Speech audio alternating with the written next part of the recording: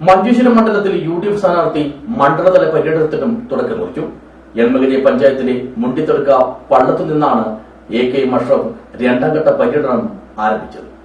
This news sponsored by ഗുണമേന്മയോട് കൂടിയ ഉൽപ്പന്നങ്ങൾ മിതമായ നിരക്കിൽ Sreekrishna hardwares MG road Kasaragod.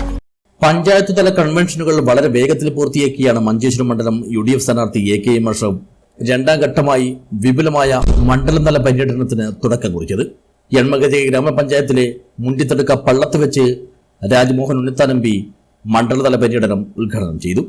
ചടങ്ങിൽ UDF മണ്ഡലം കൺവീനർ മഞ്ജുനാഥ ആൾവ അധ്യക്ഷനായി. ചെയർമാൻ അസീസ് മരിക്കെ സ്വാഗതം പറഞ്ഞു.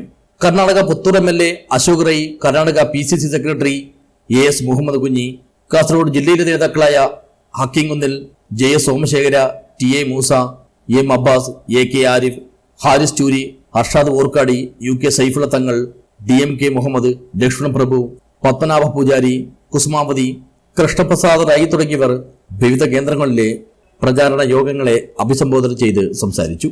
News bureau, Uppala.